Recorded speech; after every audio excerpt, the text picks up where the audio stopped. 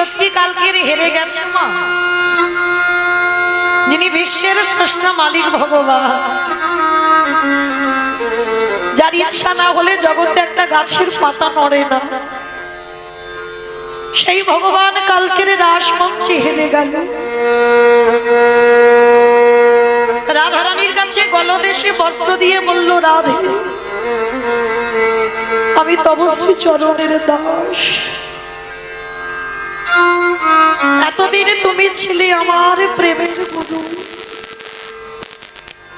কালকে থেকে তুমি হয়েছো আমার নিত্যের গুরু। ভগবান রাধারানীর থেকে ভালো নিত্য জানে, তবুও কিন্তু আমার রাধারানীর কাছে হেরে গেল কেন?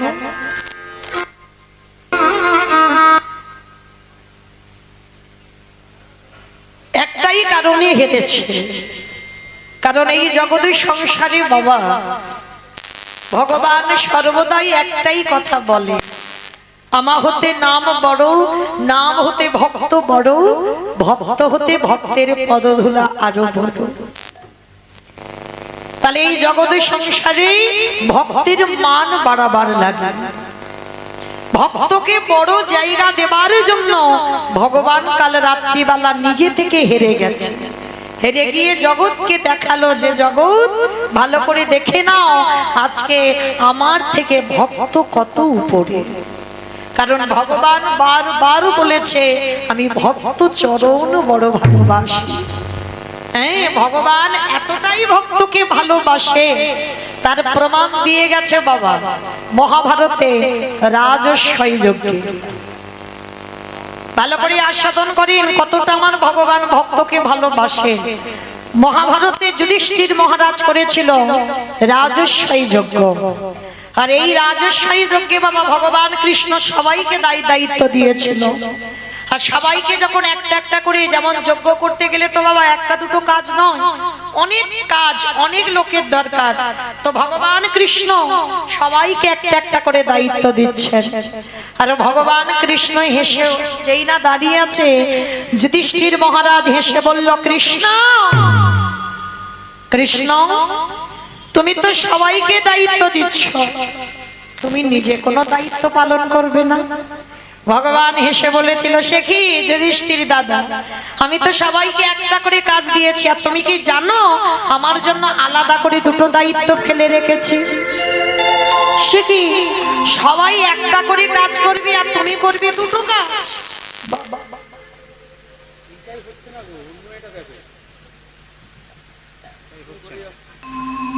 বলে হ্যাঁ আমি দুটো কাজ করব। কি কি কাজ? বলে শোনো, আমার প্রথম কাজ হবে হরি বল, এই যজ্ঞে যত যত সাধুগুরু বৈষ্ণব আসবে, আমি কৃষ্ণ দয়াময় হয়ে সবার প্রথমে আমি নিজের হাতে তাদের চরণ যুগল ধৌত করে দেব। ভালো করে বিচার করবেন মা, শুধু কীর্তন শুনলে হবে না, একটু তলিয়ে ভিতরে যেতে হবে। ভগবান যিনি বিশ্বের স্রষ্টা মালিক ভগবান, তিনি আজকে রাজস্বই যজ্ঞে পা ধোয়ার দায়িত্বটা নিয়েছেন। শুধু পা ধোয়া নয়, আরো কাজ নিয়েছে। এই যে ভগবান শুধু পা ধোয়াচ্ছে না, আর একটা কাজ কি করলো না, যত যত ভক্ত এসে বাবা প্রসাদ পেয়েছিল, আমার কৃষ্ণ দয়াময় ওই প্রসাদের পাত্রগুলো নিজের হাতে তুলে নর্দমায় ফেলেছিল। কিন্তু এখানে আমাদের প্রশ্ন, ভগবান হয়ে বাবা তিনি পা ধোয়াচ্ছে কেন? কি বাবা, ভগবান তো সাধারণ কোনো মানুষ নয়, সে মনে করলে একটা সেকেন্ডে পৃথিবীটাকে লয় প্রলয় করে দিতে পারে।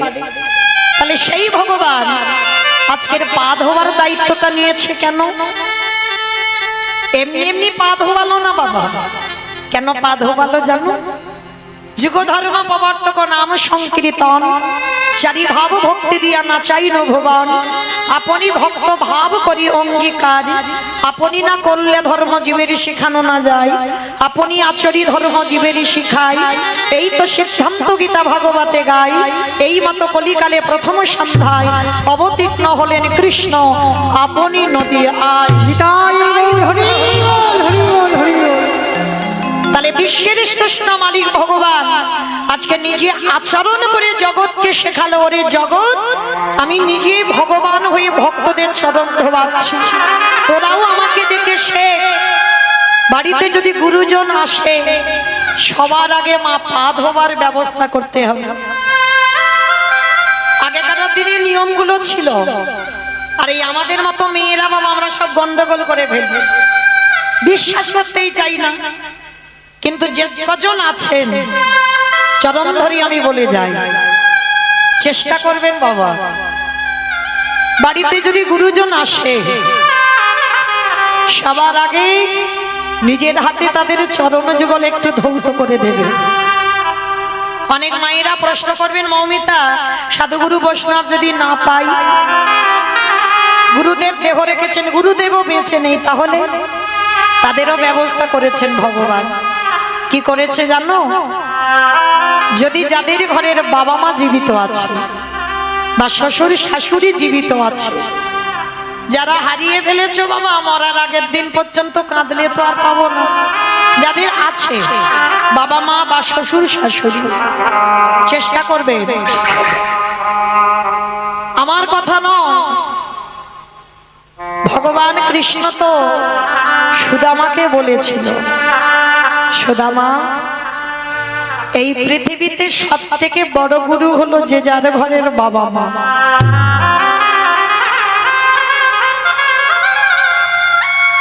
তারপরে গুরু হলো শিক্ষা গুরু, দীক্ষা গুরু, তারপরে গুরু হলাম আমি ভগবান। ওই একবারও তো আমার কৃষ্ণ বলেনি সবার আগে আমি বড় গুরু? বাবা যে বড় হয় সে কোনোদিন মাথা তুলে বলে না আমি বড়। সমাজ যদি তাকে বলে বড় তো বড়। আর দেখবেন বাবা বড় যদি হতে চাও সবার আগে বাবা ভক্ত পদতলে লুটিয়ে যায়। যেমন ভক্তদের চিনবে কি করে, ভগবান চিনবে কি করে? ভগবান চিনবে চরণে আর ভক্ত চিনবে নয়নে।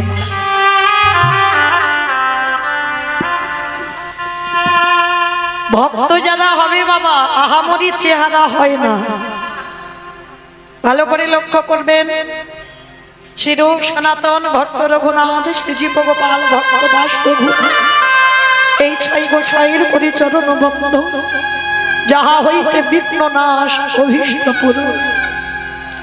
নামাচার্য হরিদাস ঠাকুর চেহারাগুলো দেখেছি। ভক্ত যদি হও তোমার রুগ্ন শুকনো দেহ হবে, সদাই কৃষ্ণ নামে নয়ন ভিজে।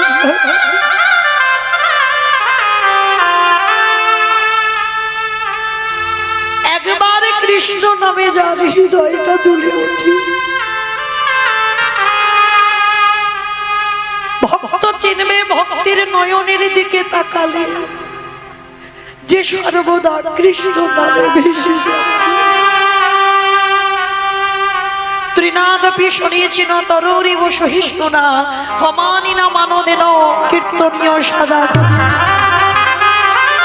স্বভাবভাবে তৃণের মতো গাছের মতো সহিষ্ণুতা অর্জন করতে হবে। গাছ রোদেতে দাঁড়িয়ে আছে, বৃষ্টিতে ভিজছে, তবু দেখো শক্ত হয়ে গাছ দাঁড়িয়ে আছে।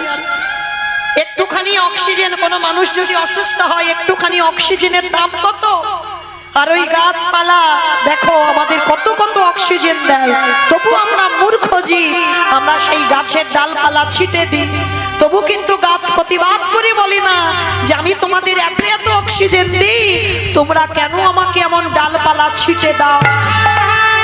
বৈষ্ণবতা অর্জন করতে গেলে, ভক্ত হতে গেলে ওই ঘাসের মতো নিচু হতে হবে আর গাছের মতো সহিষ্ণুতা অর্জন করতে হবে। কেউ যদি হাজার কটু কথা বলে যায় তুমি তার মুখের উপরে একটা কথা বলতে পারবে না। যদি একটা গালে চর মেরে যায় আর একটা গাল বাড়িয়ে দাও, মাথা নিচু করে অপরাধ না করেও স্বীকার করো যে আমি অপরাধ, তবেই তুমি কিঞ্চিত ভক্ত হবা, সৌভাগ্য অর্জন করবে। তাহলে ভক্ত চিনতে গেলে বাবা তার নয়নে দেখতে হবে, আর ভগবান চিনতে গেলে চরণ দর্শন করতে হবে। তো আজকে সেই বিশ্বের স্রষ্টা মালিক ভগবান সুদামাকে বলেছিল, পৃথিবীর মাটিতে সব থেকে বড় গুরু হলো যে যার ঘরের বাবা মা। আমার কথা নয়, আমার কথা বিশ্বাস করতে হবে না। যেতে হবে না নবদ্বীপ, যেতে হবে না বৃন্দাবন, হরিদ্বার, দক্ষিণ ভারত, পশ্চিম ভারত, কুম্ভ মেলায়, কোথাও যেতে হবে না। একবার জীবিত ভগবানকে বছর অন্তর সেবা করো। আর জীবিত ভগবান যে কথা বলতে পারে, যে খেতে পারে, তাকে সেবা করো। মাটির মূর্তি সেবা করো, পাথরের মূর্তি সেবা করো, পিতলের মূর্তি সেবা করো। ভালো ভালো খেতে দাও, খায় না, কথা বলে না, তাকে তুমি সেবা করছো। বছরান্তর দুর্গা পূজা, কালী পুজো সব পুজো করছো। ওই জীবিত ভগবানকে বছরান্তর একবার পূজা করো। এটা মনুষ্য জীবনে কর্তব্য বাবা, যে বছর অন্তর একবার বাবা মাকে আসনে বসাও। আমরা হিন্দু ধর্মের মানুষ, সনাতন ধর্মের মানুষ, বাবা মার চরণ যুগল ধৌত করে, বাবা মার চরণে একটু পুষ্প নিবেদন করে, বাবা মাকে প্রণাম করে, একটু নিজের হাতে বছর অন্তর একবার যত্ন করে বাবা মাকে খাইয়ে দাও। যদি তোমার চরিত্র এমন হয়, ভগবান বলছে তাকে কোথাও যেতে হবে না, তাকে কৃষ্ণ বলতে হবে না। আমি কৃষ্ণ দয়াময়, সারা জীবন সেই ভক্তের দরজায় বন্দী হয়ে যায়। তাই বাবুর প্রেমানন্দে করিব। তাই তো আমার ভগবান কৃষ্ণ রাজস্বী যজ্ঞে আজকের পা ধোয়ার কাজটা করছে। কেন?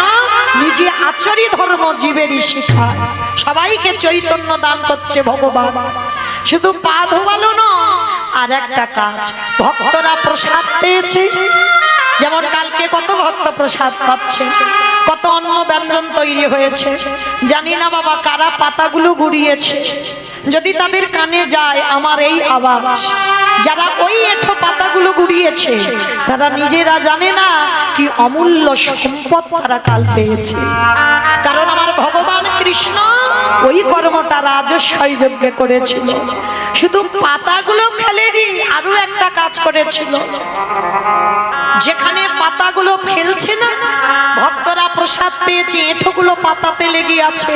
কৃষ্ণ দয়াময় আড়ালে গিয়ে ওই পাতা থেকে এঁঠো তুলে কৃষ্ণ আমার সারা গায়ে মাখছে ভক্তে। তাই বাবুরা হরি বল, হরি বল, হরি বল।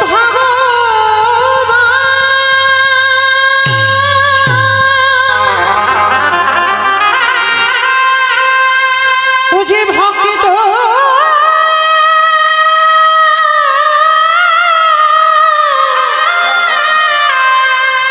ভক্ত ছাড়া কিছু জানে না,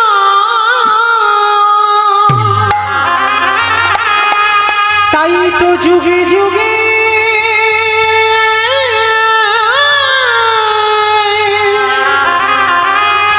ও যে ভক্তের কাছে ছুটে আসে।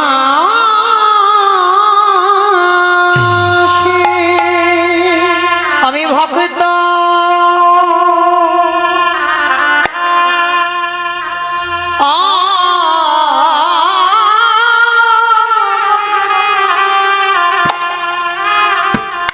আমার ভালো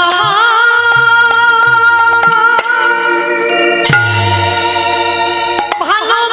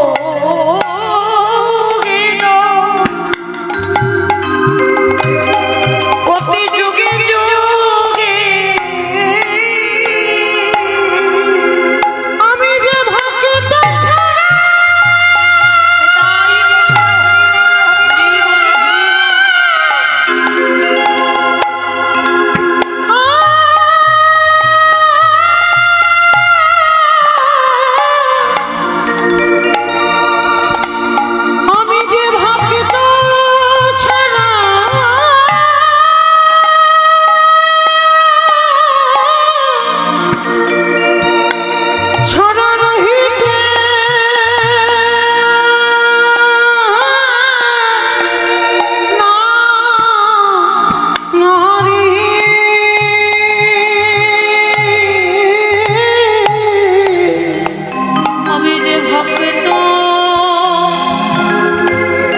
ও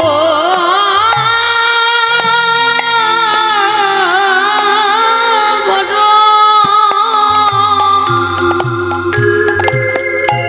ভক্ত বড় ভালো ও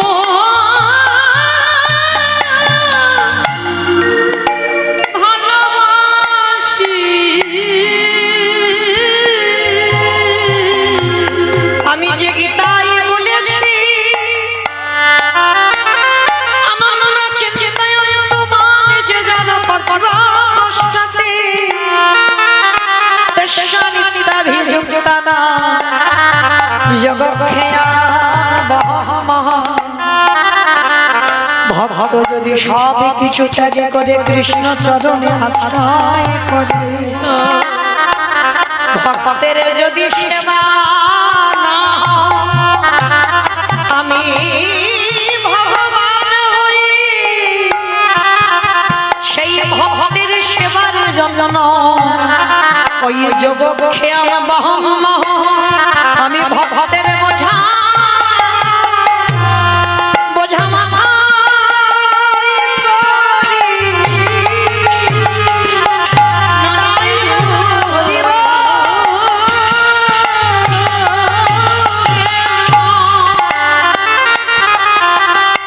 প্রতি যুগে যুগে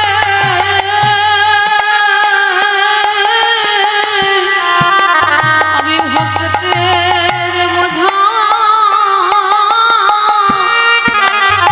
বোঝা মাথায় করি। আমরা ভালোবাসতে জানি না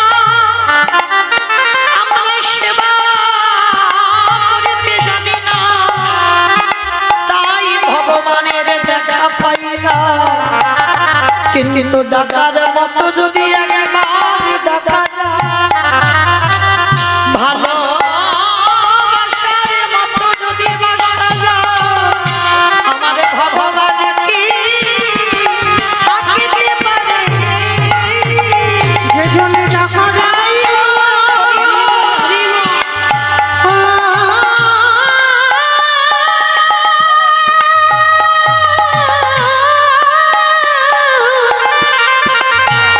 যে জন্য ডাকার মতো ডাকিতে পারে আমার ভগবান কি বল থাকিতে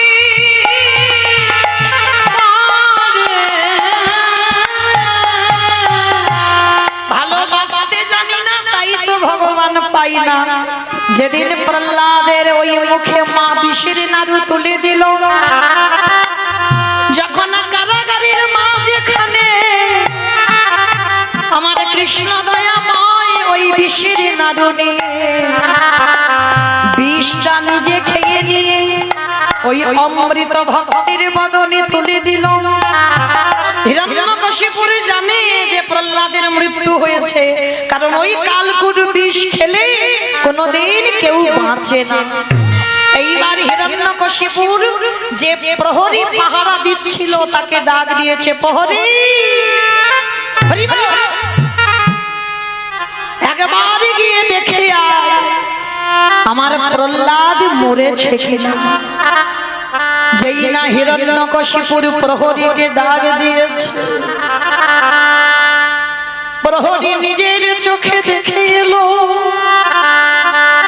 প্রহ্লাদ ওই কারাগারের মাঝখানে এক জ্যোতির্ময় পুরুষ প্রহ্লাদের হাত থেকে নাড়ুটাকে সেবা করে বাইরে অমৃতটাকে প্রহ্লাদের বদনে তুলে দিচ্ছে সেই রূপ দর্শন করে ওই প্রহরী হিরণ্যকশিপুরকে বলল মহারাজ আজ থেকে তোমার এই কর্ম আমি করব না কেন আজ আমি কারাগারে যে রূপ দর্শন করলাম কারণ স্বয়ং ভগবান ওই প্রহ্লাদের নাড়ুটা নিজের মুখে সেবা করিল আমি ওই প্রহরী হয়ে নিজে চোখে দেখলাম হিরণ্যকশিপুর প্রহরীর কাছে কত জোরে করে বললেন, প্রহরী একেবারে গিয়ে দেখে আয়, ওই নাড়ুর কোনা যদি একটু পড়ে থাকে ওরে একেবারে নেই,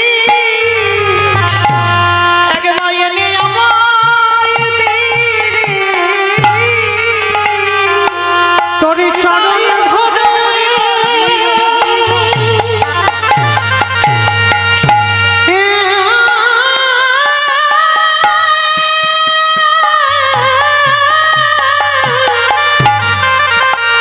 তোর চরণ ধরে মিনতি করি।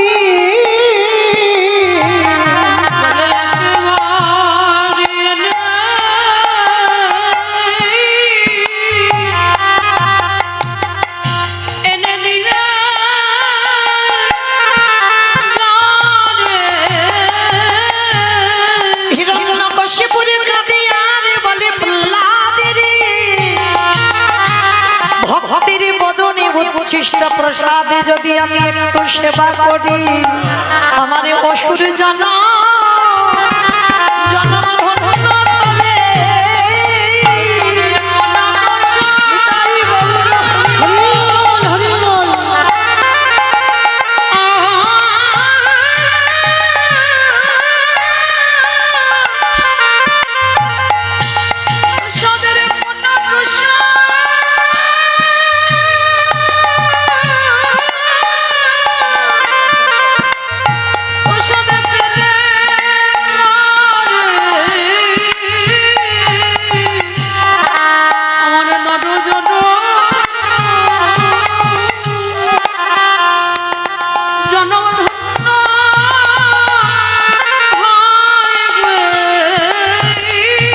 ওরে প্রহরী রে,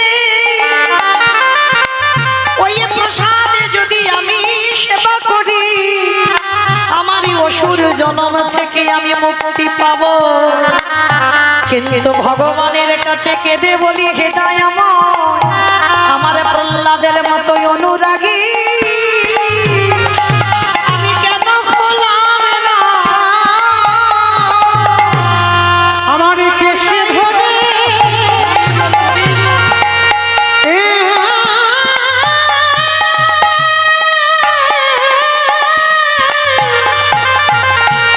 আমার কেশে ধরে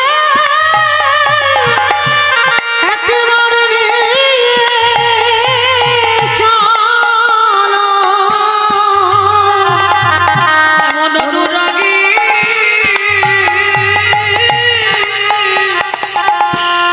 আমি কেন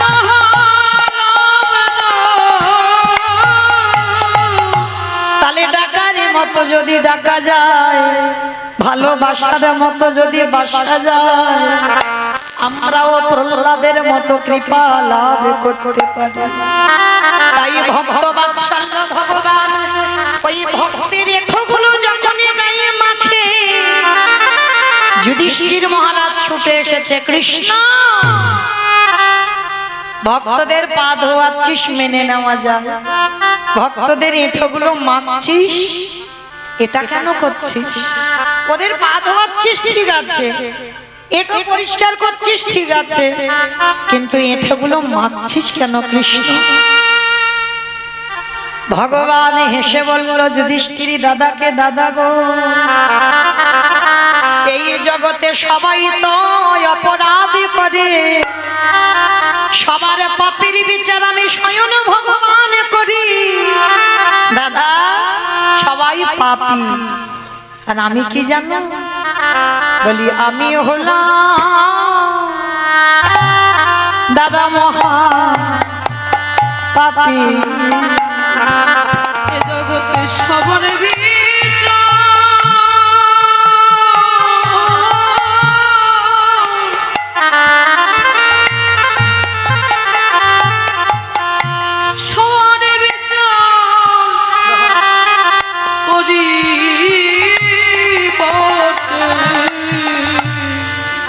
আমার মতো পাপী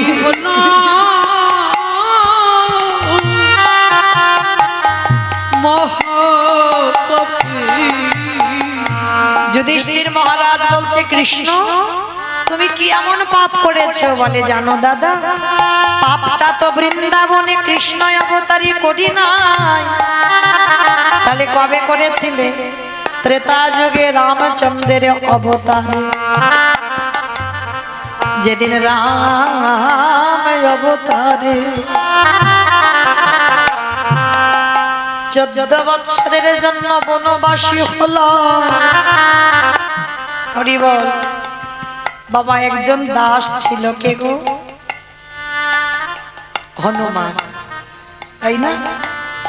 এইটা হনুমানের মৃত্যু উপলক্ষে অনুষ্ঠানটা হয়। বেশ, তাহলে তো একটু বলতেই হয় বাবা। এই হনুমান দাস কিন্তু রামচন্দ্রের প্রথম ছিল না। হনুমান দাস ছিল বাবা সুগ্রীবের। ভালো করে যারা রামায়ণ পড়বেন, রামায়ণ জ্ঞানী, ভালো করে দেখবেন রামচন্দ্রের দাস নয়, সুগ্রীবের দাস ছিল। হ্যাঁ, তাহলে সুগ্রীব পাঠিয়েছিল রামচন্দ্রকে দেখভাল করবার জন্য। হ্যাঁ, যেমন কালকের আমার কীর্তনে যারা ডোনেট করেছে, যারা সাহায্য করেছেন কালকের আমার উত্তর গোষ্ঠ, তারা তো আমার এই দেশের কাজে লেগেছে, দেশ রক্ষার জন্য তারা লেগেছে। ঠিক ঠিক সেই রকম রামচন্দ্রকে রক্ষা করবার জন্য সুগ্রীব হনুমানকে পাঠিয়েছিল রামচন্দ্রের কাছে। তাহলে হিসাবে রামচন্দ্রের দাস নয়, পরে দাস হয়েছে হিসাবে বাবা হনুমান সুগ্রীবের দাস ছিল, সুগ্রীবের কাছে কর্ম করত। আর সুগ্রীব পাঠিয়েছিল রামচন্দ্রকে মানে সব সময় সুরক্ষিত করবার জন্য হনুমানকে দায়িত্ব দিয়েছিল। সেই হনুমান 14 বছর পর যখন রামচন্দ্র ফিরে আসবে, হনুমানকে বলেছিল, হনুমান তুমি কি চাও আমার কাছে? ভক্তের লক্ষণ দেখেন মা, ভক্ত কোনোদিন নিজের জন্য কিছু চায় না, কোনোদিন চাইবে না। যে ভক্ত হবে বাবা সে কোনোদিন বলবে না আমি ভালো থাকি। হ্যাঁ, যে ভক্ত হবে সে প্রণাম করতে গেলে ভগবানের কাছে একটাই কথা বলবে, প্রভু তুমি সবাইকে ভালো রেখো। সবাই মানে পৃথিবীর সকলকে ভালো রেখো, সে আমার শত্রু হোক আর আমার মিত্র হোক। যারা ভক্ত হবে তাদের মুখে প্রথমে এই কথাটা আসবে। আপনাদেরও বলে যায় যে নিজে ভালো থাকবো, নিজের পরিবার ভালো থাকবে না। যে জগতের জন্য কাঁদে, যার হৃদয় জগতে সবার জন্য কাঁদে, তবেই তুমি মানুষ। তার রামচন্দ্র যেই না বলেছে, হনুমান আমি তো অযোধ্যায় ফিরে যাব, 14 বছর হয়ে গেলে তুমি কিছু তো চাও। হনুমান কেঁদে বলেছিল, হে রাম দয়াময়, যদি একান্ত তোমার কিছু দিতেই হয় বলো কি চাও? তুমি একবার আমার মাকে দর্শন দাও। সন্তান কেমন হওয়া উচিত দেখেন বাবা, হনুমানের কাছ থেকে শিখে নেন। বলছে আমার মাকে দেখা দাও। আমার মা অঞ্জনা বসে বসে কাঁদে, কারণ হনুমান যখন রামচন্দ্রের সেবক হলো তারপর থেকে অঞ্জনা মার সঙ্গে সাক্ষাৎ হয়নি। অঞ্জনা মা কেঁদে কেঁদে একেবারে অন্ধ, চোখে দেখতে পাই না। আজকের হনুমান বলল, তাহলে কৃপা যদি করতে হয় তুমি আমার মাকে কৃপা করো। বেশ হনুমান, তোমার কথা শিরোধার্য, আমি তোমার মাকেই কৃপা করব। রামচন্দ্র অঞ্জনা মার কাছে গেছে, অঞ্জনা মার কাছে গিয়ে ডাকছে মা। অঞ্জনা মা তো চোখে দেখতে পাই না, চারিদিকে হাঁচা করে আসছে, কে কে আমায় মা বলি ডাকলো? এমন হৃদয়ে জুড়ানো মা ডাকতো কোনোদিন আমায় কেউ ডাকেনি। কে রে বাবা তুই? রামচন্দ্র গিয়ে একেবারে সাষ্টাঙ্গে অঞ্জনা মার চরণে রামচন্দ্রের মাথা। ভালো করে দেখেন মা, যিনি বিশ্বের শ্রেষ্ঠ মালিক ভগবান, তার মাথাটা পড়েছে অঞ্জনা একটা বানরীর চরণে। যেই না মাথাটা পড়ল, পরশ মনের পরশে যদি লোহা সোনা হয়ে যায়, আরে আমার গোবিন্দ পরশে না জানি জগতে কি না হয়। অঞ্জনা মায়া মা ওই রামচন্দ্রের সর্ব অঙ্গে হাত বুলায়ে বলে উঠল, হেরে বাবা বল বল মা, হনুমান এলি কিনা?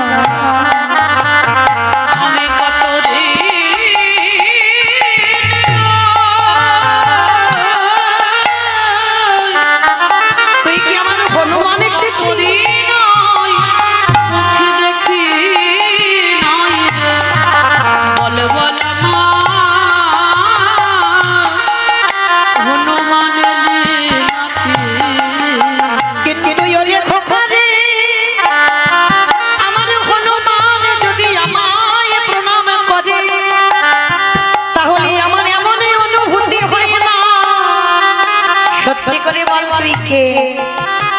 হনুমান পাশে ছিল মা।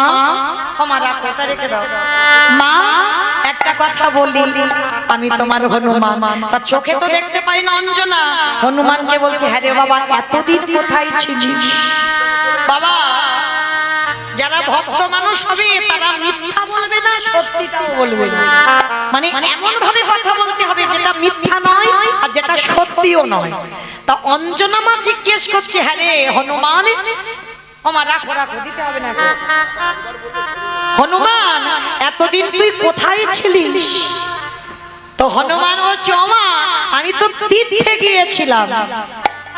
ভালো করে অনুভূতি রাখবেন, মিথ্যা বললো না, সত্যি বললো না, বললো আমি তীর্থে ছিলাম। বাবা, তাহলে সত্যিও নয় আর মিথ্যাও নয়, কারণ যেখানে ভগবানের চরণে পরশে পড়ে সেইটাই তো তীর্থস্থান হয়ে যায়। আর সেই রামের চরণে তো হনুমান ছিল, ওই জন্য মা অঞ্জনাকে বলছো, মা আমি তীর্থে গিয়েছিলাম। তীর্থে? বলে হ্যাঁ। বলে, হ্যাঁ রে হনুমান, আমার অনেক দিনের ইচ্ছা, আমি তীর্থ ভ্রমণ করব, আমাকে একটু তীর্থে নিয়ে যাবি? তা হনুমান হেসে বলছে, ওমা মা, তীর্থে নিয়ে যাব না, আমি তীর্থ তোমার কাছে এনে হাজির করব। এই তীর্থ কোনদিন হাঁটতে পারি? তীর্থ তো একটা জায়গাকে বলে। বলে, তুমি কিছু জানো না, তীর্থ জায়গাকে বলে না, যার চরণ পরশে তীর্থ হয়ে যায় সেই চরণ আমি তোমার কাছে নিয়ে আসব। হনুমান, তোর এই কঠিন ভাষা বুঝতে পারছি না, দেখবি তীর্থ তোমার কাছে আনবো। এইবারে রামচন্দ্রের চরণ দুখানা এনে অঞ্জনা মার কাছে যেই না দিয়েছে, অঞ্জনা নামের চরণ তলে হাত না দিয়ে সর্বঙ্গে হাত দিয়ে দেখছে, কে রে বাবা তুই? আমারে দেখতে পাবে না। কালকের বললাম না, যোগী মুনি যার জন্য বসে বসে কাঁদে, অত সহজ কথা নয় তারই দেখা। একটা বানরি কুলে জন্ম নিয়ে সে সাক্ষাতে কেমন করে রামের দর্শন পাবে? করুণা সিন্ধু ভগবানে আমার ওই পুরুষোত্তম রামচন্দ্র ভগবান যেই না নিজের হাত খানা অঞ্জনা মায়ের চোখে বুলাইয়া দিল। বলি, দৃষ্টি শক্তি ফিরে ওই পরশাই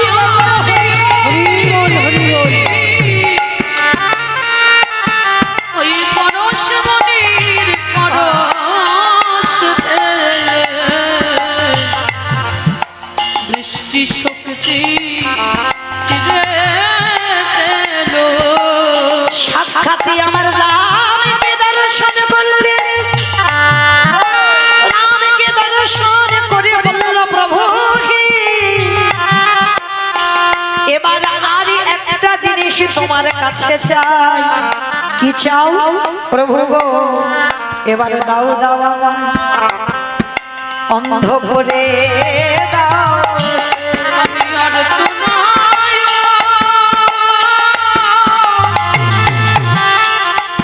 আমি আর তো নয় চাই না প্রভু, আমায় দাও দাও অন্ধ করে দাও। রামচন্দ্র বললেন, মা তুমি তো সবে দৃষ্টিটা পেলে, আবার অন্ধ হতে চাইছো কেন? ওরে রাম রে, যে নয়নে একেবারে প্রভুর চরণ দর্শন হয়ে যায় সেই নয়নে আর বাচ্চাকে জগতের কিছু দেখতে ভালো লাগে না। তাই আমি আর জগতের কিছু দেখতে চাই না। অমূল্য সম্পদ যখন এই নয়নে দর্শন করলাম, আমি সারা জীবন অন্ধ হয়ে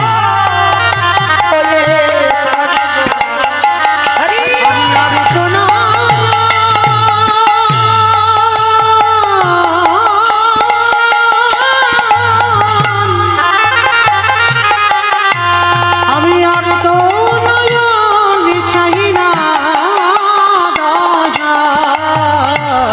আমি সারা জীবন অন্ধ হয়ে থাকবো। সেই রাম রামচন্দ্রকে টেনে এনেছিল হনুমান। আর এই হনুমান কত বড় ভক্ত ছিল জানো? ওই হনুমান নবদ্বীপে কে বাবা? মুরারি গুপ্ত। হরি বল, মুরারি গুপ্ত। কারণ এই মুরারি গুপ্ত মহাপ্রভুর চিকিৎসক। মানে আমাদের যেমন দেখবেন ধর্মাদা একটা করে ডাক্তার থাকে না, মহাপ্রভুর একটা ডাক্তার ছিল যিনি হচ্ছেন মুরারি গুপ্ত। আর এই মুরারি গুপ্ত মানে গাছগাছরার ওষুধ দিত, আয়ুর্বেদিক চিকিৎসা করত। মহাপ্রভুর থেকে অদ্বৈত আচার্য যেমন 52 বছরের বড়, মুরারি গুপ্ত ছিল 20 বছরের বড়। আর এই মুরারি গুপ্ত একেবারে জন্ম থেকেই বাবা রামচন্দ্রের ভক্ত ছিল। একটা কথা বলি মা, আমরা অনেক এখানে মানুষ আছি, কখনো কালী সেবা করি, কখনো কৃষ্ণ সেবা করি, কখনো নিতাই গৌর সেবা করি, কখনো শিব ঠাকুরের সেবা করি। মানে যখন যেটা মনে হয় আমরা তখনই সেটা সেবা করি। ওটা নয়, ভালো যদি বাঁচতে হয় একজনকে ভালোবাসো। 10 জনের ভালোবাসা এটা ভালোবাসা বলেন। হ্যাঁ, ভালো একজনকে বাঁচতে হয়, সেটা মুরারি গুপ্ত শিখিয়েছে। তা এই নিমাই তো ছোটবেলা থেকে বাবা একেবারে নাস্তিক, মানে বৈষ্ণবদের সহ্যই করতে পারতো না। হ্যাঁ, যদি বৈষ্ণবরা হরিনাম করতে করতে রাস্তা দিয়ে যেত, ওই নিমাই কি করতো জানো? তাদের পিছন থেকে ওই পিছনের কাঁচাটা টান দিয়ে খুলে দিত। মানে বৈষ্ণবরা যদি হরিনাম করতো, ওই ছোট্ট নিমাই এত দুষ্ট ছিল, ওই গুরুজনদের গায়ে বাবা প্রস্রাব পর্যন্ত করে দেয়। মানে এত বদমাশ ছিল। কৃষ্ণ ভক্ত তো তখন হলো যখন বাবার জন্য গয়ায় পিণ্ডদান করতে গেল ঈশ্বরপুরীর কাছে, যখনই দীক্ষা মন্ত্রটা নিল, তারপরেই তো কৃষ্ণ প্রেমে বিভোর। যখন গয়া থেকে ফিরে এলো নবদ্বীপে, সে নিমাই আর সে নিমাই নয়, একেবারে অন্য ধরনের নিমাই। সর্বদা কৃষ্ণ নামে কাঁদে দীক্ষা নেবার পর আর গয়া থেকে ফিরবার পর। তার আগে নয়, তার আগে আমার নিমাই মুরারি গুপ্তকে একদিন প্রশ্ন করেছিল, মুরারি, আচ্ছা সবাই তো আমাকে সম্মান করে, তুমি করো না কেন? হ্যাঁ, বলে নিমাই আমি সম্মান করি না। কে বলেছে? বলে শোনো, আমি তোমার ভিতরের খবর সব জানি। তুমি বাইরে একরকম আর ভিতরে একরকম, আমি কি বুঝি না মনে করেছো? কারণ মুরারি তখন বুঝতে পারেনি যে নিমাই ভগবান। যেই না বলেছে বাইরে একরকম আর ভিতরে একরকম, কারণ বাইরে হরিনাম করতো ঠিক মুরারি, কিন্তু ভিতরে তো আমার রামচন্দ্রের সেবক, রাম ছাড়া কিছু জানতো না। ওই জন্য যেই না নিমাই বলেছে তুমি বাইরে আর ভিতরে এক, সঙ্গে সঙ্গে মুরারির মনটা কেঁপে উঠেছে। এ ছেলে জানলো কি করে? আমি ভিতরে যে কাকে সেবা করি সেটা আমি ছাড়া তো কেউ জানে না, এ বেটা জানলো কি করে? তাহলে তো একদিন জানতেই হয়। এ কি করে জানলো আমার খোলের খবর? জানতে হয়। যখন বাবা গয়া থেকে ফিরে এসে উন্মাদ হলো, তখন তো বুঝতে পেরেছিল নিমাই হলো কৃষ্ণ। আজকে সবাই নিমাইকে ভগবান রূপে প্রণাম করে, কিন্তু মুরারি গুপ্ত কোনোদিন করে না। 20 বছরের বড় বলে নয়, যেমন অদ্বৈত আচার্য তো 52 বছরের বড়, তবু প্রণাম করে নিমাইকে। কেন? নিমাই ভগবান, বিশ্বের স্রষ্টা মালিক, সবাই নবদ্বীপে প্রণাম করে, কিন্তু মুরারি গুপ্ত একদিনের জন্য প্রণাম করে। একদিন আমার নিমাই প্রশ্ন করেছিল, মুরারি সবাই প্রণাম করে, তুমি তো কোনোদিন আমাকে প্রণাম করো না। মুরারি কত জোরে করে বলল, হে দয়াময়, একান্ত যদি আমার প্রণাম তুমি গ্রহণ করতে চাও, তাহলে ওই রূপে দাঁড়ালে হবে না, তুমি একবার রাম হয়ে দাঁড়াও দেখি। তাই গৌর হরিব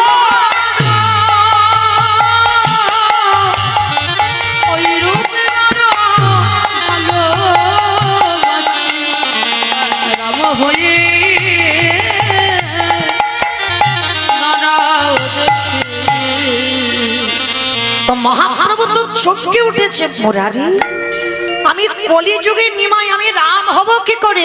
ঠিক আছে, হবে না তো তাহলে আমার প্রণাম তুমি পাবে না। দয়াময়,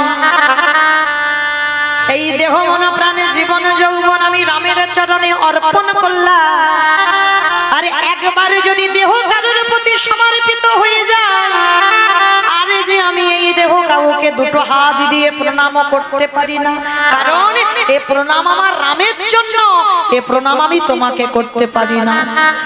সেই নিমাই মুরারি গুপ্তর বাড়িতে গিয়ে বলল, মুরারি গো, তোমার প্রেমে ভালোবাসায় আমি বড় সন্তুষ্ট হলাম, তাই আমি কথা দিলাম ওই মুরারির ঘরের সামনে যেই না বেদির উপরে আমার মহাপ্রভু দাঁড়িয়েছে, মুরারি চরণতলে বসেছে, যতক্ষণ না তুমি আমার তীর ধনুক নিয়ে দাঁড়াবে ততক্ষণ আমি প্রণাম করব না। এইবার ভক্ত বাৎসল্য ভগবান ভক্তের ওই আর্তনাদ সইতে না পেরে ওই মুরারি গুপ্তের দরজার সামনে আমার ভগবান তেমন ভাবে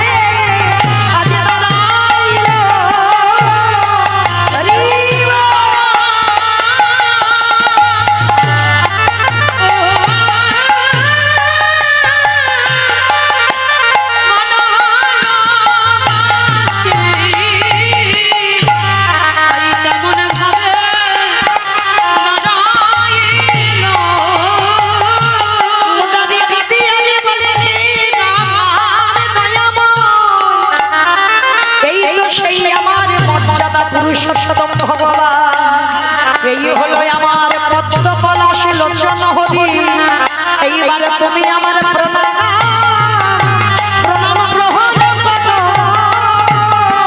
তোমায় গৌর হরি।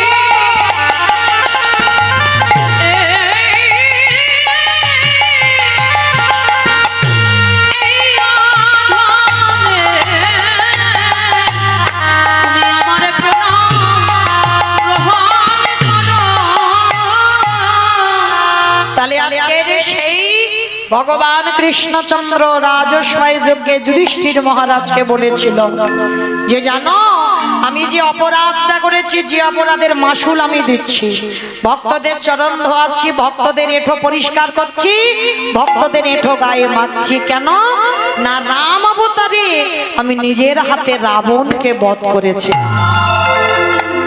আর রাবণকে বধ করে আমার দেহের মাথা থেকে পায়ের নখ পর্যন্ত পাপী হয়ে গেল, আর সেই পাপ ধোবার জন্য রাজস্বয় যজ্ঞে কৃষ্ণ অবতারে ভক্তদের চরণ ধোবাচ্ছি। তাহলে মায়েরা এইটুকু যারা আমরা শুনলাম, যারা বুঝলাম, কি বুঝলাম? ভগবানও অপরাধ করে আর আমরা তো তুচ্ছ বাবা, আমরা করবো না, পাপ ফেললেই পাপ।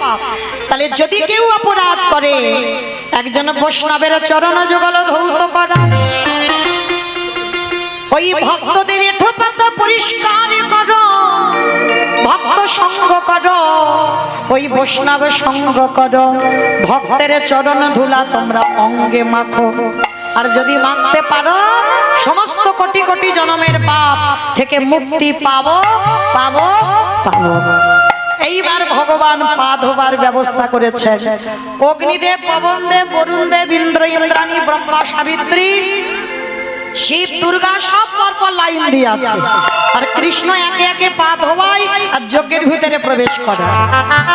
এমন সময় জগৎ জননী মা দুর্গা আমার বাবা ভোলানাথকে ডাকছে, প্রাণনা এসো, কৃষ্ণ পা ধোবাবে, পা দুটো একটু ধুইয়ে নিয়ে চল। আমার বাবা ভোলানাথ হাসছে আর বলছে, পার্বতী তোমার মাথা ঠিক আছে তো? কৃষ্ণ পা ধোবাবে আর আমার পা দুটো বাড়িয়ে দেব। শোনো, তোমার যদি এত ইচ্ছে করে তো তুমি লাইনে দাঁড়াও, আমার পা তো কৃষ্ণ ধোবাবে না। এই কথা বলে ওই লাইন থেকে বাবা ভোলানাথ বেলাইনে চলে গেছে, আর আড়ালে গিয়ে কি করেছে জানো? কৃষ্ণের চোখে ধুলো দেবে বলে আমার বাবা ভোলানাথ দুম করে একটা কুকুর হয়ে গেছে। কারণ কুকুর হলো প্রভু ভক্ত, ওর মতো প্রভু ভক্ত কেউ হবে না। কুকুর হয়েছে, আর কুকুর হয়ে যাবে কোথা থেকে? কোনো দিক থেকে যাওয়ার জায়গা নেই, তাহলে যাবে কোথা থেকে? কৃষ্ণ হেঁট হয়ে পা ধোয়াচ্ছি, পায়ের মাঝখানটা ফাঁকা মতো দেখেছে, আর বাবা মনে মনে করছে ওই পায়ের ফাঁক দিয়ে, পায়ের তলা দিয়ে বলে যজ্ঞের ভিতরে চলে যায়। এইবার ভোলানাথ কুকুর হয়েছে, পিছন থেকে আসছে, আর কৃষ্ণের চোখ তো চারদিকে ঘুরে ঘুরে বেড়াচ্ছে। কে বাবা, আমি কীর্তন করছি, আমি একটু উপরে দাঁড়িয়ে আছি, ঠিক কথা, কিন্তু কে কীর্তন শুনছে, কে শুনছে না, কে গল্প করছে, কে হেসে যাচ্ছে, আবার কে বসে বসে আমি দেখতে পাচ্ছি না, কিন্তু মা আমি দেখতে না পেলে কি হবে, যে বেটা ওই সিংহাসনে বাঁশিটা বাজাচ্ছে কথা সোজা নয়, খাতা কলমে হিসাব করে সময় মতো পৌঁছে দেবে। তাই এইবার আমার ভগবান তো নিচু হয়ে দেখছে, বাবা ভোলানাথ কুকুর হয়ে পিছন থেকে আসছে, আর পিছন থেকে এসে বাবা সবে মাত্র কৃষ্ণের পায়ের ফাঁক দিয়ে মাথাটাকে, আর যেই না মাথাটা দিয়েছে কৃষ্ণ দুটো হাঁটু নিয়ে কুকুরের কানের কাছে, এইবার দেখ কেমন লাগে। আর যেই না কুকুরের কানের কাছে চেপে দিয়েছে, কুকুর এবার কি করবে, কেউ কেউ করবে, বারবার বলছে কৃষ্ণ ছেড়ে দে, কৃষ্ণ ছেড়ে দে, কৃষ্ণ ছেড়ে দে। বলে ছাড়বো বলে ধরি নাই, হে বৈষ্ণব গোসাই, তোমার মতো বৈষ্ণবীর দুটো পা ধোয়ালে বোধহয় কম হতো, তাই তো কৃপা করে করুণা করে আমার জন্য আরো এক্সট্রা দুটো জুড়ে দিয়েছো। বুঝেছো, শিব ঠাকুরের কটা পা, দুটো পা, আর কুকুরের চারটে। ভগবান কত চালাক দেখো, তোমার মতো বৈষ্ণবীর দুটো পা ধোয়ালে কম হতো, ওই জন্য তো তুমি আমার জন্য আরো এক্সট্রা দুটো জুড়েছো। এবারে দাও দাও ছোট, তুমি বাটাই দিয়ে দাও। হরি বল।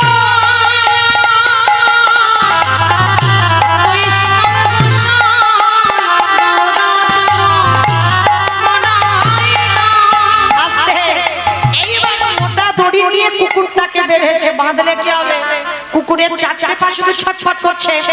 ভগবান বলে এবার পায়ের ব্যবস্থা করতে হবে, দাঁড়া। মোটা দড়ি নিয়ে কুকুরটাকে বেঁধেছে, আর যত বাঁধে শুধু ছটফট করে। ভগবান বলে দাঁড়াও।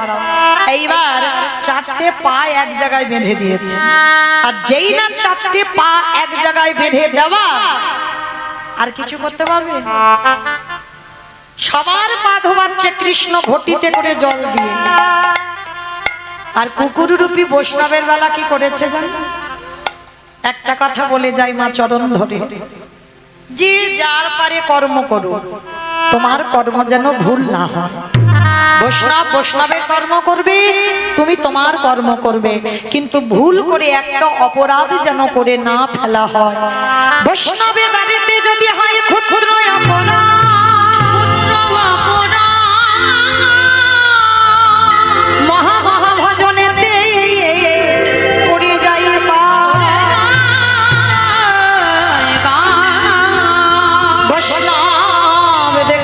নানময় মুন্ড, নানময় মুন্ড,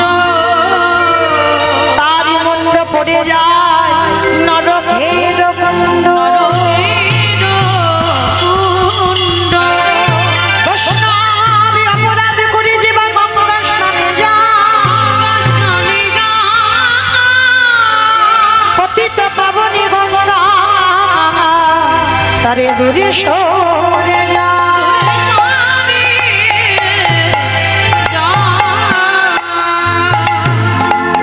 আজকের আমার ভগবান সেই বৈষ্ণবকে কোন জায়গা দিচ্ছে দেখে। হ্যাঁ, আমরা করি কৃষ্ণ সেবা পূজা, আর আমার ভগবান কার পূজা করে, এই গো মায়ের শিব ঠাকুরের পূজা করে। হ্যাঁ, শিব ঠাকুরের ব্রত এই যে শ্রাবণ মাস, কি আর একটা সোমবার আছে তো আজকে, রাধে। তো যাই হোক, আজকের এই যে সোমবার আমরা পালনই করেছেন অনেকে, কিন্তু এই যে বাবার ব্রত যারা পালনই করেছেন, এই একটা মাস অনেকে সোমবার করেছেন, কিন্তু কেন করেছেন বলতে পারবেন? পারবেন না। কৃষ্ণ প্রেম ভক্তি লাভের জন্য। বাবার ভজন করা মানে কৃষ্ণ চরণ পাওয়া, কারণ বাবা তো আশুতোষ, অন্যান্য পূজায় অনেক কিছু লাগে, আর বাবার একটা কিছু তেমন বেশি কিছু লাগে না। হ্যাঁ, একটু দুধ গঙ্গা জল বেলপাতা একটা বাতাসা হলেই হয়ে যাবে, আর কিছু লাগবে না। হ্যাঁ, তো এই বাবার চরণে সেবা করা কেন, বাবা তো বৈষ্ণব, আর ভগবান বলছে আমার থেকে আমার ভক্তকে যে বেশি ভালোবাসবে আমাকেই অচিরেই পেয়ে যাবে। তাহলে ভোলানাথের চরণ সেবা করা মানে ভোলানাথের কাছে একটাই বস্তু চাইবে, হে ভোলানাথ আমার যেন তোমার মতো কৃষ্ণ প্রেম ভক্তি লাভ। হ্যাঁ, এর জন্য শিব ঠাকুরের ব্রত করা। তো আজকে সেই বাবা ভোলানাথের চরণ সেবা করছে আমার ভগবান। তাহলে ভগবান কতটা ভক্তকে ভালোবাসে। আর যখন ভগবান সবার পা ধোয়াচ্ছে ঘটিতে করে জল দিয়ে, আর ভোলানাথ রূপী কুকুরে চারটে চরণ বুকে নিয়ে কৃষ্ণের চোখের জলে চরণ ধোয়াচ্ছে, সেই সময় ভোলানাথ রূপী কুকুর বলল, কৃষ্ণ আগত কলিযুগে আমি কথা দিলাম আমি আর শিব রূপ হয়ে যাব না। কি হব? আমি হব অদ্বৈত আচার্য মশাই। তুই আমার কৃষ্ণ নয়, তুই হবি নদিয়ার নিমাই চাঁদ। 12 বছর তুলসী ভাষায় আমি যখন তোকে আহ্বান করব, তুই নদিয়ার মাটিতে নামবি, আমি শান্তিপুরি থেকে তোর সঙ্গে দেখা করতে যাব। আর এই যে রাজস্বাই যজ্ঞে তোর চোখের জল কুকুরের পায়ে পড়ল, এই কুকুর তোর কাছে ঋণী হয়ে গেল। এই ঋণ কলিযুগে শোধ করব। যেদিন তুই নিমাই হবি, যেদিন আমি অদ্বৈত আচার্য হব, যেদিন 12 বছর পর তোর সঙ্গে আমার সাক্ষাৎ হবে, তোর থেকে আমি 52 বছরের বড় হব, যেদিন দুজনে প্রথম মুখোমুখি হব, ওরে এমনি করে চলো আমি ধোবাইব।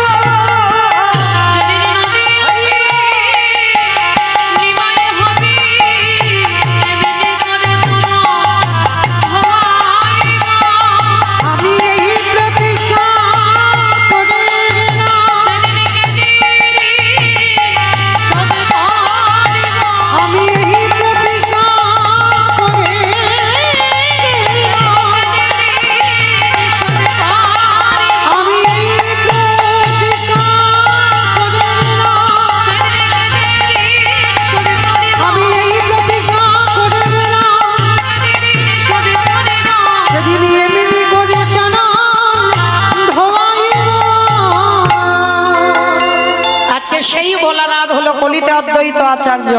তাহলে ভগবান জগৎকে শেখালো আমি প্রকৃত ভক্ত বড় ভালোবাসি। আমি ভক্তের অন্য কিছু চাই না, আমি ভক্ত বড় ভালোবাসি। আর সেই ভগবান নদিয়ার মাটিতে শয়নে আছেন। শ্রীবাস সঙ্গনে সারা রাত্রি কীর্তন করেছেন, আর করে বাবা একটু ভোর ভোর হব সেই সময় শয়ন করেছেন। কিন্তু মায়েরা এখনো কি আমার মহাপ্রভু ঘুমাচ্ছে? কি গো মা, ঘুমাচ্ছে? এটা লীলা। কারণ ভগবান ঘুমাচ্ছে না, কারণ ভগবান কপট নিদ্রায় আছে। দেখি ভক্ত কি করে। আলসে অবসত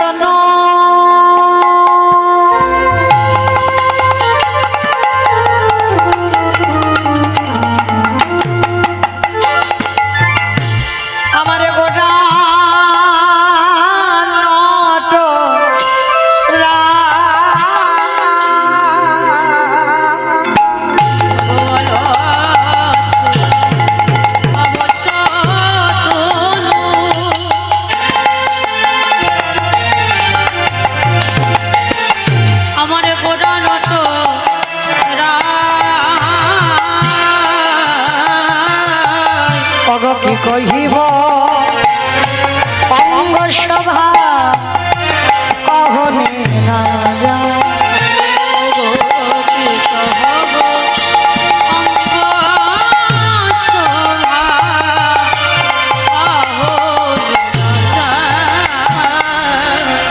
মেঘের রবি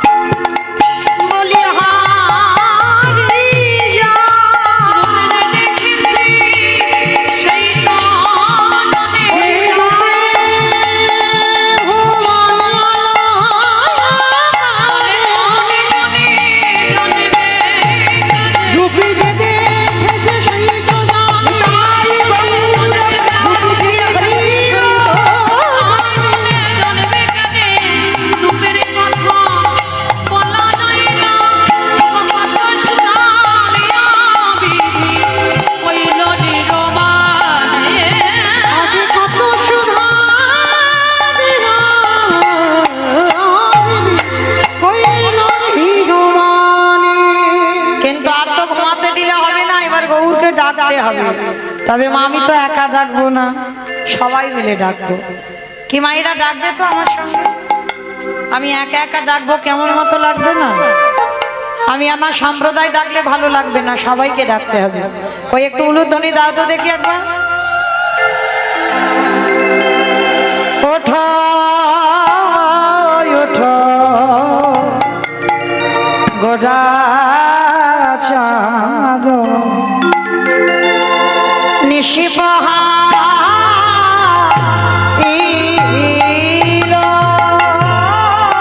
ওঠো ওঠো গোরা নিশি পোহায় আস্তে মাইরা, এ গানের কোনো দ্বিতীয় সুর হয় না, কারণ আমাদের অনুভব করতে হবে এটা আমাদের একেবারে প্রভাতকাল। এই যে সূর্য উঠে গেছে সেটা ভাবলে হবে না, এই যে এত বেলা হয়েছে সেটা ভাবলে হবে না, মনের মাঝে অনুভূতিটা রাখতে হবে। সবে সকাল হয়েছে, নদীয়ার ভক্তরা সবাই আমার গৌরকে ডাকছে, তা সকালবেলা প্রভাতী সুর যেমন হয় সেটা আমাদের অনুভূতিতে রাখতে হবে। ওঠো ওঠো গোটা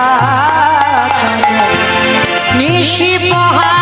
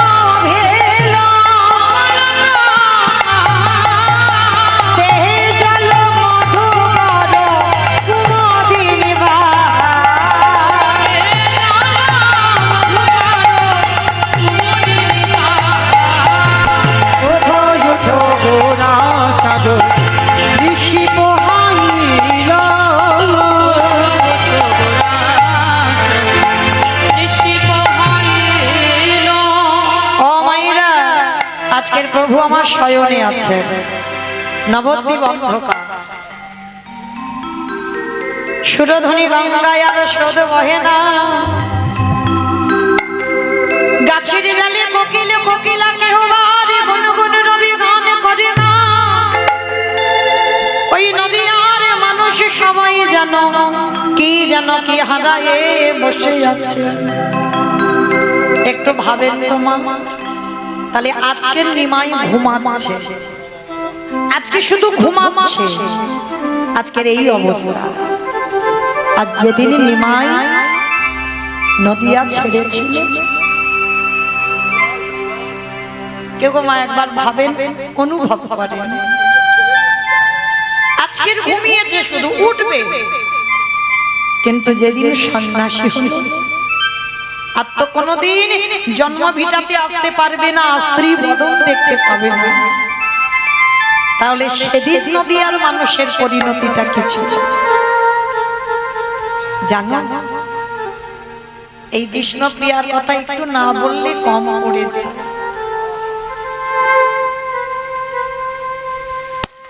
বড় করুণাময়ী, বড় কৃপাময়ী, নিমাই সন্ন্যাসী যাওয়ার আগে কত রাত ঘরে আসতো না, কত রাত।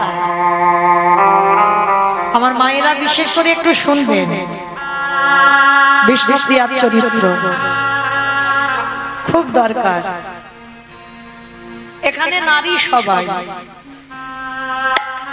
সবার চরিত্র, সবার স্বভাব, সবার চলাফেরা এক নয়। যদি নারী জীবন গঠন করতে হয়, বিষ্ণুপ্রিয়ার চরিত্র একটু পড়বে, বুঝতে পারবে একটা নারী জীবনে কতটা কষ্ট। একটা বিয়ে করেছিল নিমাই নিজের ইচ্ছাতে, লক্ষ্মীপ্রিয়া, আর বিষ্ণুপ্রিয়াকে বিয়ে করেছিল ওটা মায়ের ইচ্ছাতে। লক্ষ্মীপ্রিয়ার সত্যাঘাতে যখন মৃত্যু হলো, মার ইচ্ছাতে, মাকে দেখবে বলে বিষ্ণুপ্রিয়াকে বিয়ে করেছে। কিন্তু বিষ্ণুপ্রিয়া তো জানতো না যে তার এই সুখ বেশি দিনের জন্য নয়। যদি জানতো বাবা, তাহলে ওই গৌর রূপে নয়ন দিত না। যদি জানতো, সুরধনী গঙ্গায় জল আনতে গেল, গৌর রূপে নয়ন পড়ল, আর নয়ন পড়ে জীবন যৌবন মন প্রাণ দেহ তার চরণে সব দিয়ে চলে এলো। হাতের কলসি চলে গেল, হাতের কুম্ভ ভেসে গেল, দুটো নয়ন কুম্ভ ভরে বাড়িতে এলো। কিন্তু দেখভাল করার পর, দেখাশোনার পরে বিয়ে হলো বিষ্ণুপ্রিয়ার সঙ্গে। নিমাই যখন কৃষ্ণ প্রেমে ভাবিত হলো, আর তো সংসারে মন বসে না। দেখবেন বাবা, যারা একটু কৃষ্ণ নামে পাগল হয়, তাদের দেখলে মনে হবে একটু পাগল পাগল, তবে বাহ্যিক জগতের কোনো পাগল নয়। কৃষ্ণকে যারা ভালোবাসে, দেখলেই বোঝা যাবে তাদের একটু ভাব চলাফেরা একটু পাগল পাগল মতো।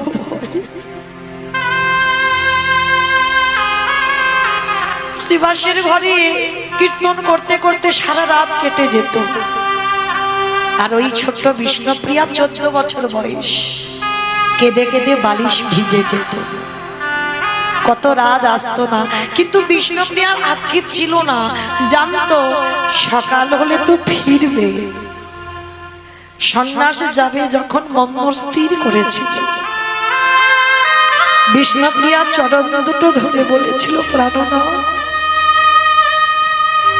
তুমি চলে যেও না,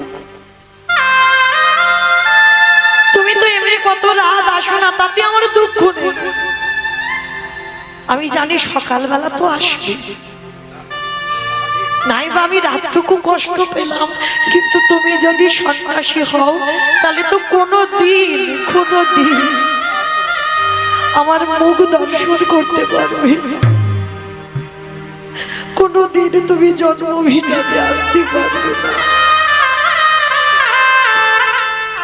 চিরজন্মের মতো তোমাকে বিদায় দিতে হবে। বিষ্ণুপ্রিয়া কাঁদতো, নিমাই বলতো ঠিক আছে আমি কথা দিলাম, আমার মা না বললে আমি যাব না, আর আমার মা যদি কোনোদিন বলে দেয় যে নিমাই তুই চলে যা, সেদিন আমি যাব, তার আগে যাব না।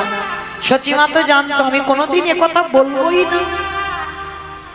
ওই যে বললাম, যা কিছু ঘটে তারই চিত্রপটে, তার ইচ্ছা যদি হয় কেউ কিছু করতে পারে গো। আমরা মানুষ, আমরা বিশ্বাস করি না, কিন্তু পৃথিবীতে যা যা কিছু ঘটে সব আমার ভগবানের ইচ্ছাতে ঘটে। যেদিন আমার নিমাই সংসার ত্যাগ করেছিল পৌষ সংক্রান্তি, যেদিন আমরা একটু পিঠে পুলি সেবা করি, সবাই আনন্দে কাটাই, বাড়িতে এসে যত গরিব হোক একটু আদ্রু পিঠে পুলি হয়, সেই দিন নিমাই সংসার ছেড়েছিল। তো সেদিন সকালবেলা বিষ্ণুপ্রিয়া সুরধনী ঘাটে স্নানে গেছে, চরণ দিয়ে বিষ্ণুপ্রিয়ার নপুরটা খুলে গেছে। মনে রেখো মা, কয়েকটা সংকেত অশুভ। তোমার নাকের বেসর যদি খুলে পড়ে যায়, পায়ের নপুর যদি খুলে পড়ে যায়, এই লক্ষণগুলো ভালো নয়।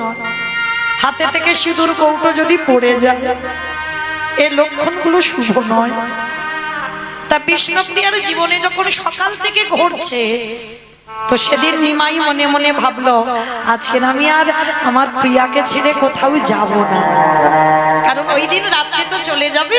বলছে আজকের আমি সারা দিনটা আমার প্রিয়ার কাছে থাকবো।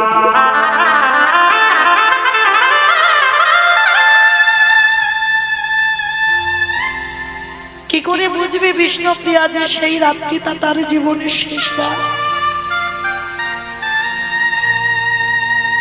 স্বামীর কাছে বলছে, জানো প্রাণ না, সকালবেলা স্নানে গিয়ে আমার চরণের নপুরটা খুলে গেছে, মনটা ভালো নেই, মনে হচ্ছে কোনো দুর্ঘটনা হবে, আমার নাকের থেকে নাকেরটা খুলে পড়ে গেল। নিমাই জানে কি ঘটবে, তবু বলছে দূর পাগল, ওটা হতেই পারে, কাল শ্যাগরার কাছ থেকে আমি তোমার একটা ভালো নূপুর বানিয়ে দেব, তোমার নাকেরও একটা বানিয়ে এনে দেব, তুমি চিন্তা করো না। কিন্তু প্রিয়া তুমি এত কাঁদছো কেন? জানো প্রাণ না, আমি বুঝতে পারছি আমার হৃদয়টা যে বড় খালি হয়ে যাচ্ছে। মনে হয় পাছে যদি তোমারে হারিয়ে ফেলি। নিমাই মনে মনে করছে, প্রিয়া আমাকে তো যেতেই হবে, এই জগতের মানুষের কল্যাণের জন্য আমি আমার মাকে কাঁদাবো, আমার স্ত্রীকে কাঁদাবো, কিন্তু আমি সুখ না পাই। আমি জগতের জন্য, জগতের মঙ্গলের জন্য আমাকে সন্ন্যাস হতেই হবে। বিষ্ণুপ্রিয়াকে বলছে, প্রিয়া এসো, আজকে আমি তোমাকে নিজের হাতে একটু সাজিয়ে দিই। একটা কথা বলে রাখি বাবা, সেবা, এই সেবা সবার জন্য নয়। এই যে স্বামী স্ত্রীর সেবা, সেবা কাকে বলে?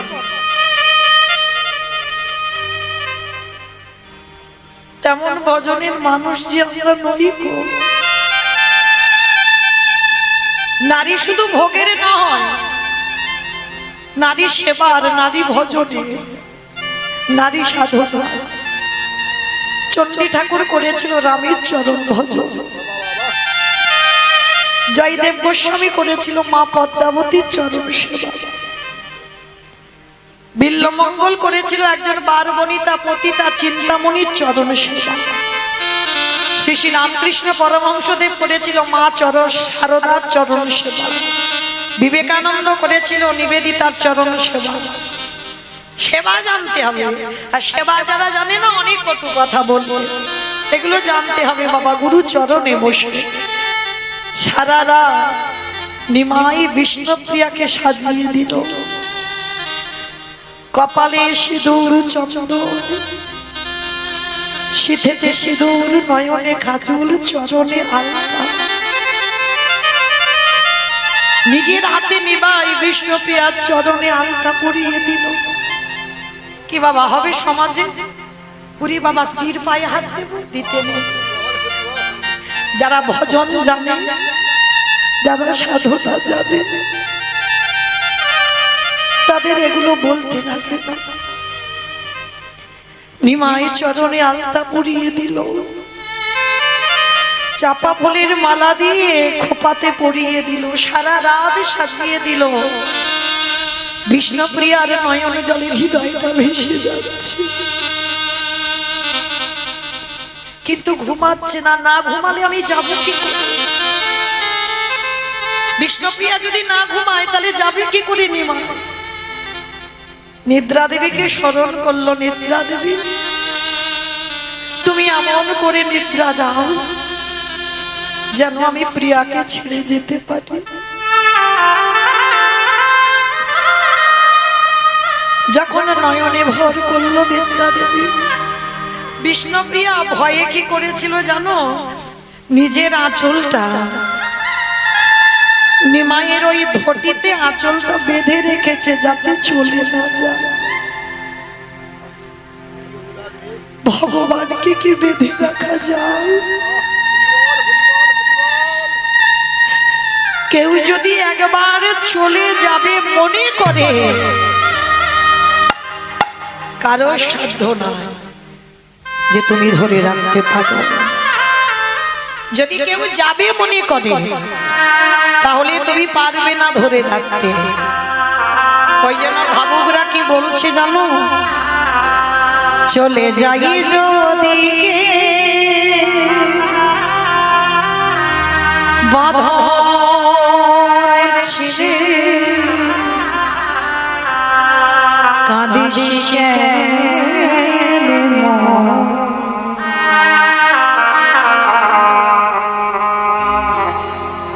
ভাঙা এই সংসারে আছে সর্বক্ষণ।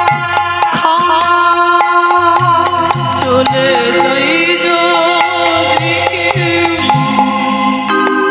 বাঁধন ছিঁড়ে,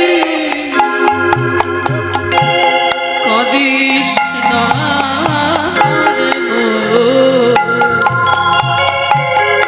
ভাঙা গড়া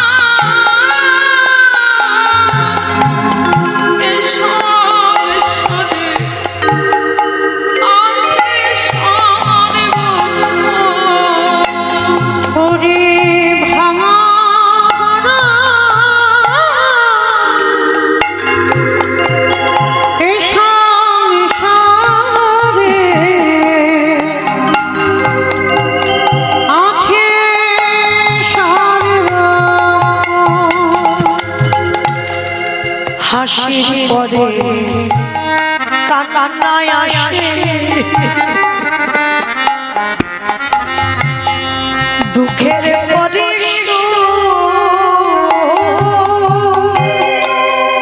আধারে রাতে পার যেত দেখবি আলো। হাসির পরে কান্না আসে, দুঃখের পরে সুখ। আধার রাতে পার যেত দেখবি আলোর মুখ। ওগো যায় না বলা কারোর কাছে, ভাগ্যের লিখন। ভাঙা গড়া এ সংসারে আছে সর্বক্ষণ। ওরে ভাঙা গড়া এই সংসারে আছে সর্বক্ষণ। ওরে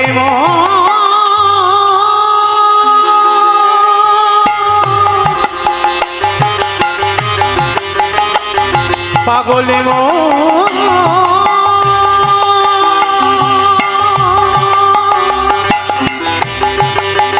ওরে